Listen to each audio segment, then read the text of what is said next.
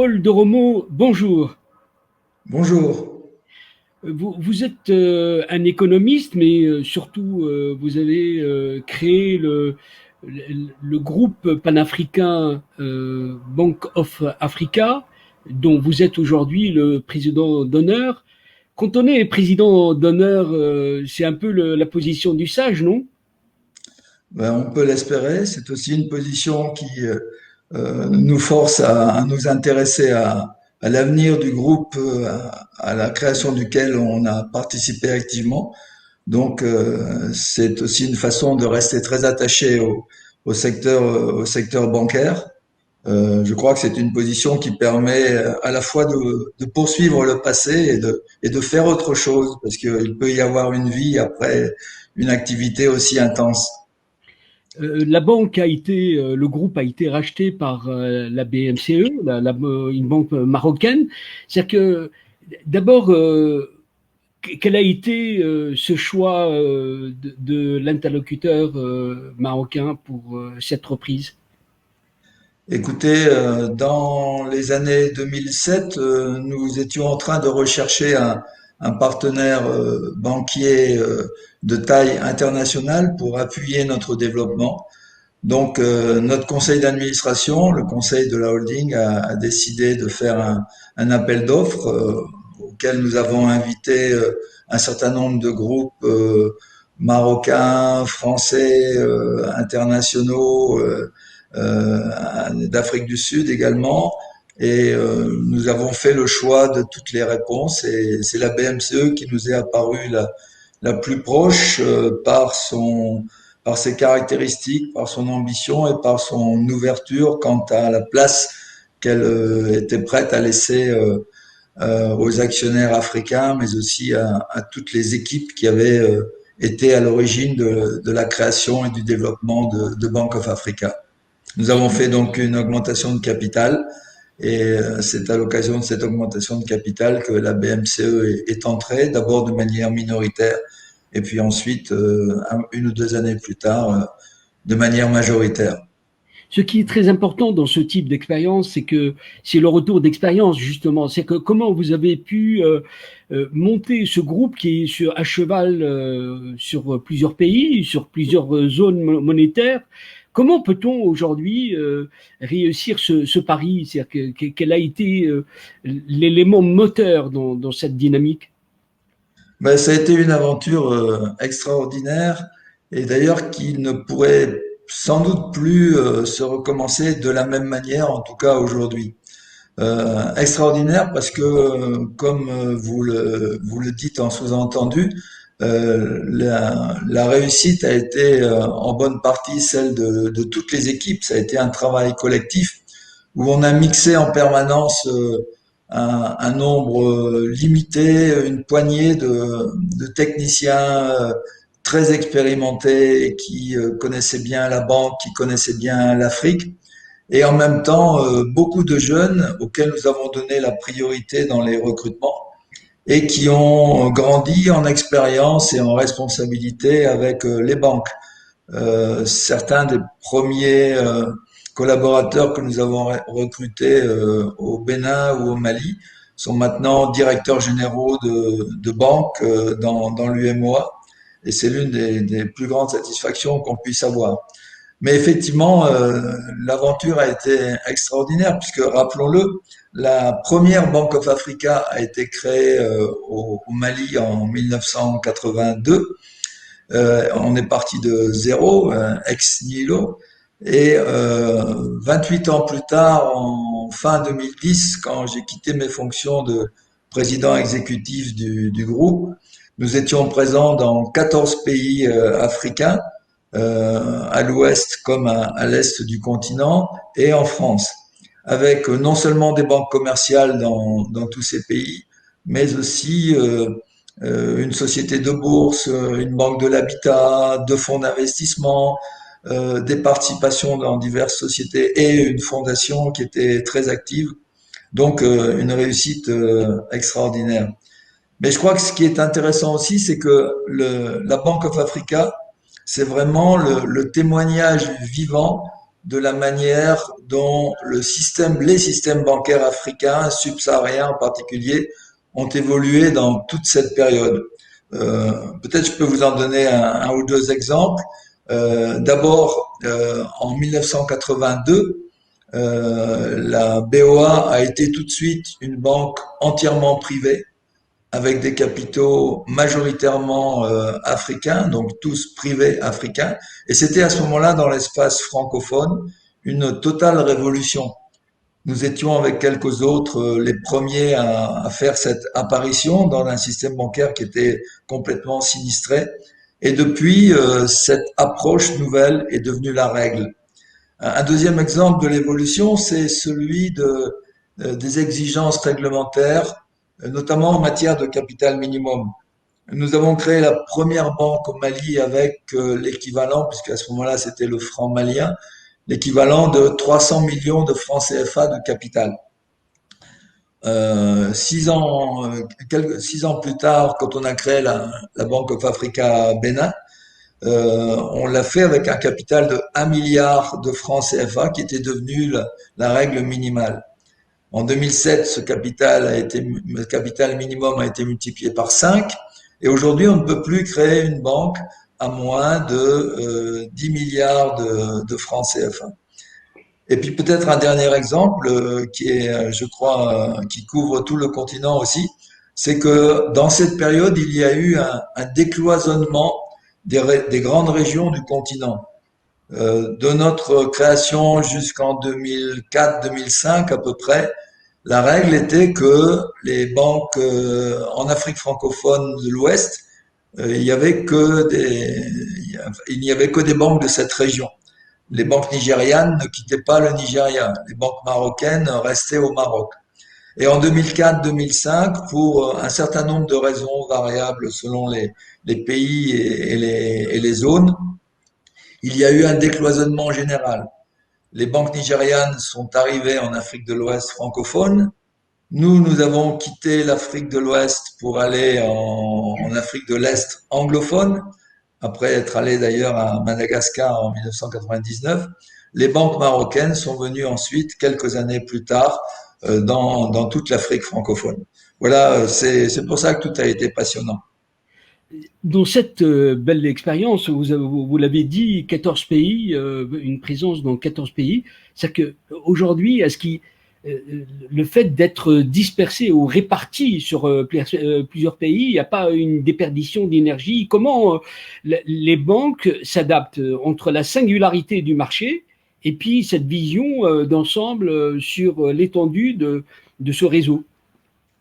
Ouais, il y a un intérêt d'être présent dans plusieurs pays parce que on diversifie les environnements, on peut équilibrer les conjonctures différentes d'un pays à l'autre. Il y a aussi une synergie qui fait un peu boule de neige. Plus vous êtes connu dans quelques pays, plus vos implantations dans d'autres pays sont facilitées.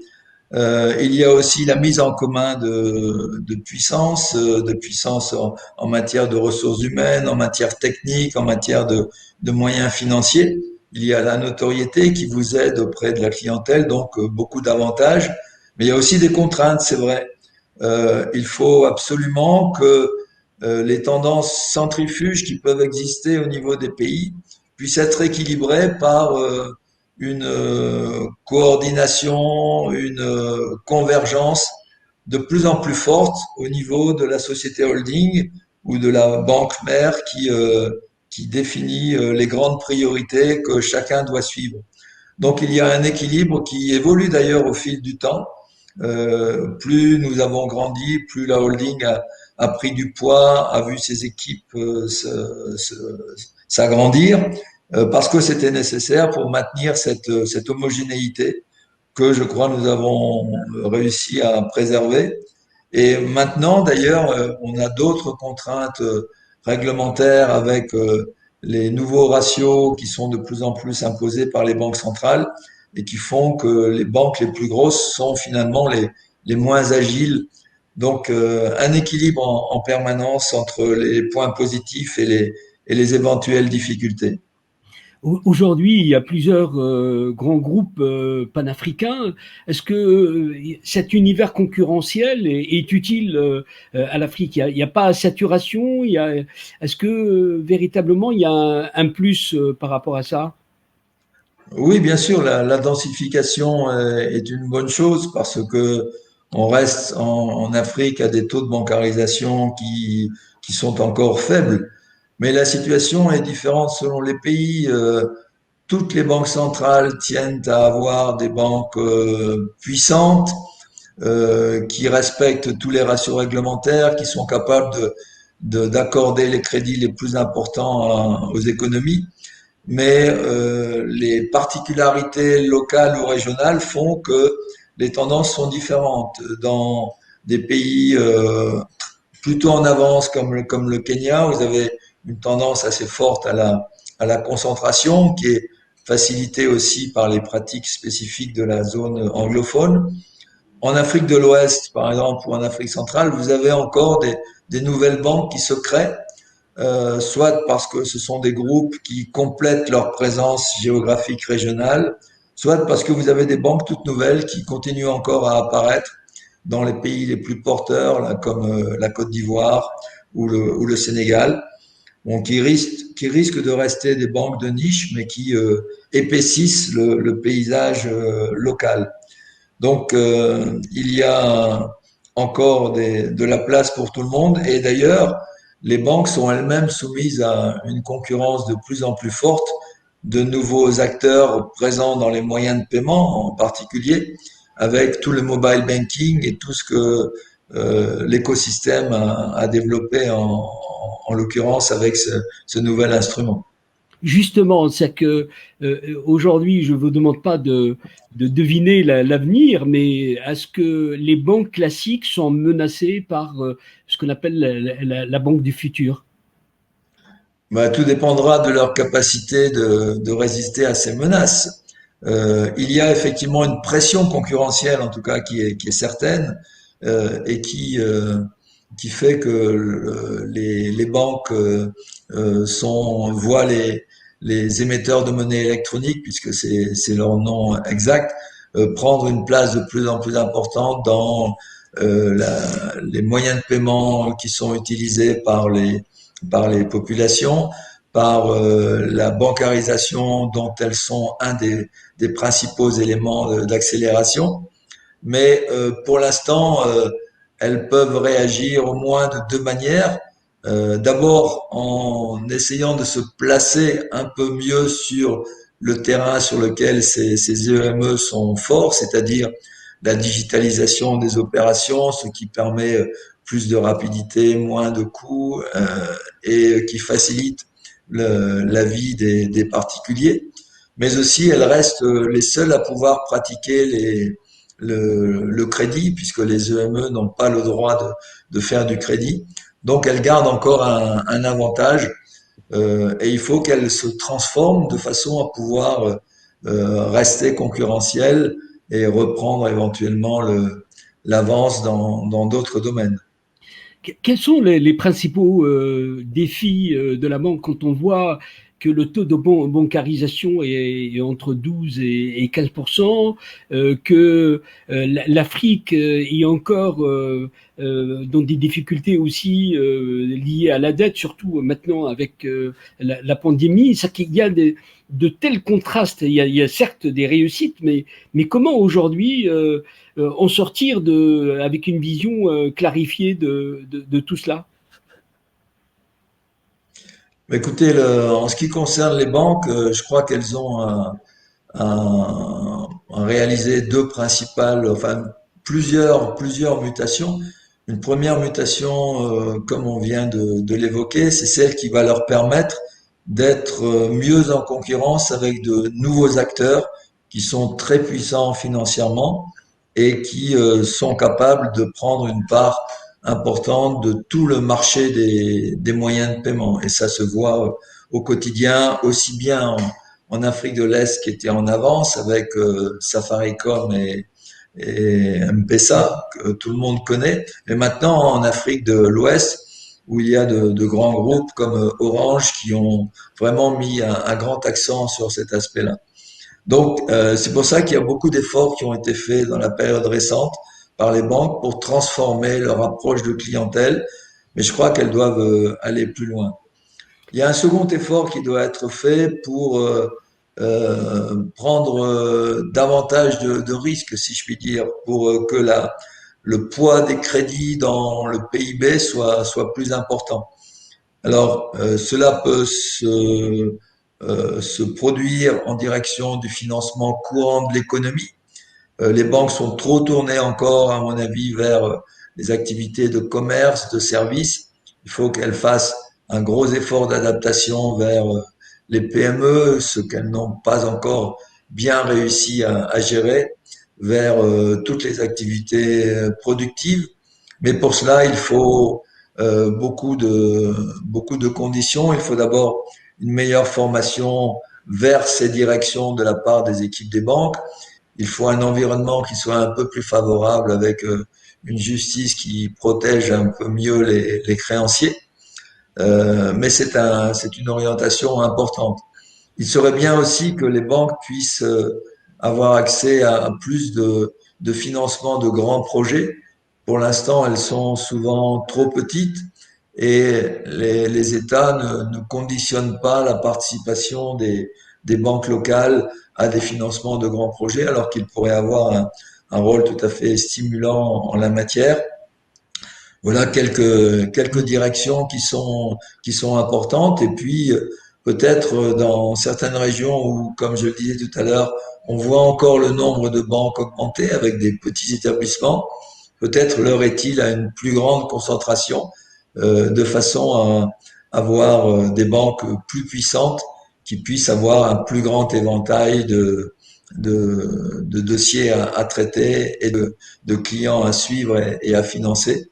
Et il faut pour cela qu'elles aient toujours une approche commerciale qui actuellement est peut-être rendue un peu plus difficile par toutes les exigences réglementaires, de compliance, de gestion des risques auxquelles elles subissent actuellement l'apprentissage.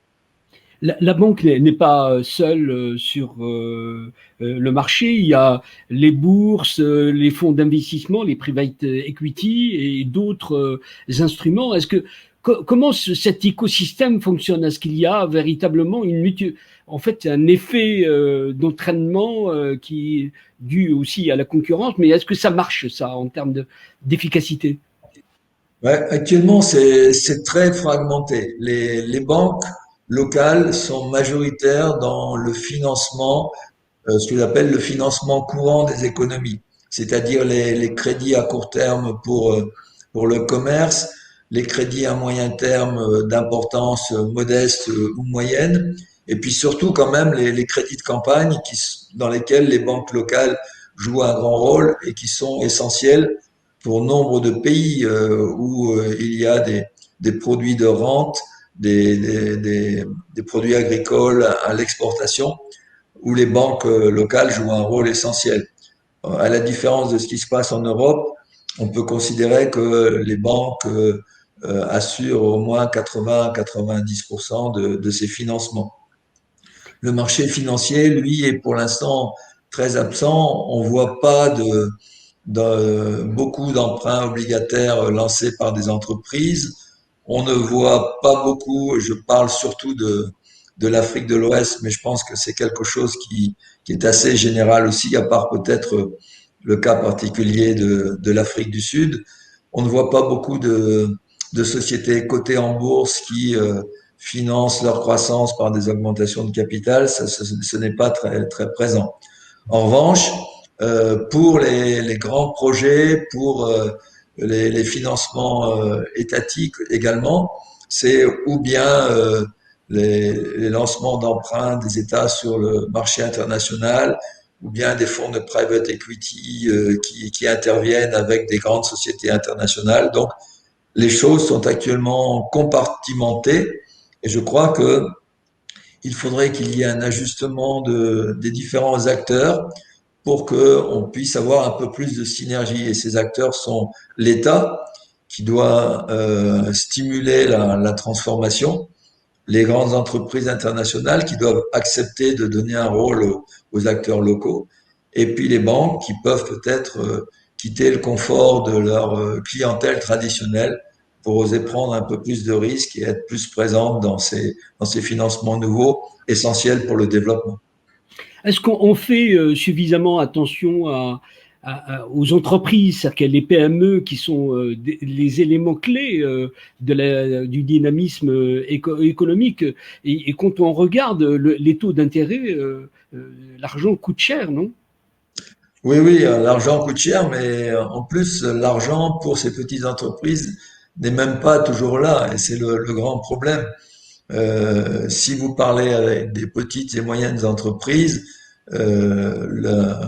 la question même de l'existence pour eux de concours, soit en prêt, soit en capitaux propres, est un problème essentiel.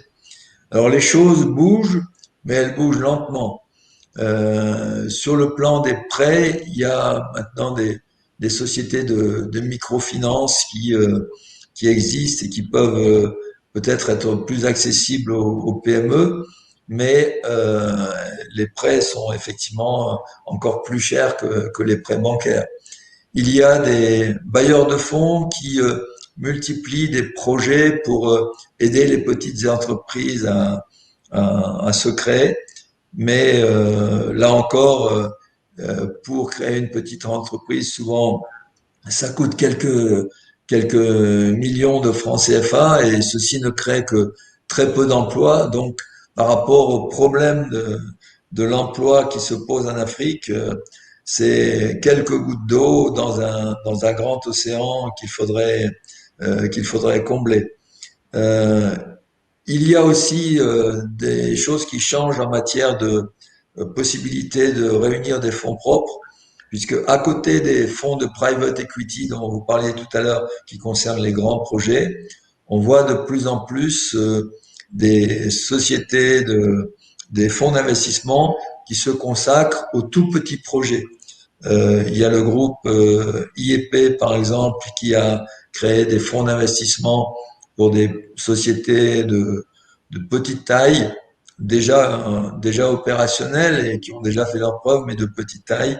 Et il y en a déjà des fonds de ce type dans 5 ou 6 pays en Afrique de l'Ouest et maintenant bientôt en Afrique de l'Est également.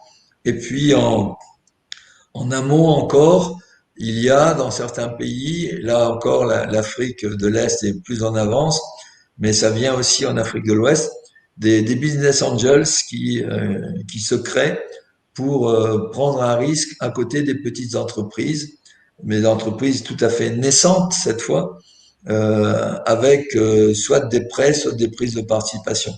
Pour vous donner un exemple très concret, nous venons de créer au Mali, dans le cadre d'une institution de regroupement de chefs d'entreprise, le premier business angels privé dans le pays, qui s'appelle Mali Angels, qui est destiné à des tout petits financements, prêts ou participations dans des petites entreprises qui viennent de commencer à fonctionner et qui ont besoin de quelques millions de francs CFA. On a fait d'ailleurs notre première opération la semaine dernière à Bamako. Pour conclure cette rencontre, qu'est-ce qui explique ce rapport particulier à l'Afrique? Vous êtes un Africain d'une certaine manière, français d'origine, et français toujours, mais comment expliquez-vous ce lien charnel avec ce continent? Mais c'est d'abord le temps. J'ai passé plus de la moitié de ma vie en Afrique maintenant, et une bonne partie de ce temps au Mali, dont j'ai d'ailleurs aussi la nationalité. Et donc, on ne peut pas passer longtemps, aussi longtemps dans un continent et dans des pays, et avoir aussi eu la chance de vivre l'aventure professionnelle que j'ai vécue sans s'attacher à ce pays. Et donc, quand on s'y attache, on aime bien que tout s'y passe bien, et on suit attentivement aussi bien la vie économique que la vie politique. Et on essaye d'être attentif à tout ce qui peut se passer dans le pays et de voir comment celui-ci évolue et si on peut parfois par la réflexion, par la discussion avec d'autres, permettre d'avancer dans la bonne direction. Paul de Romo, je rappelle que vous êtes le président d'honneur de la BOA, de la Bank of Africa, et que vous êtes un économiste. Je vous remercie d'avoir été avec nous et de nous avoir permis d'avoir cette vue d'ensemble sur l'univers bancaire en Afrique. Merci. Merci beaucoup.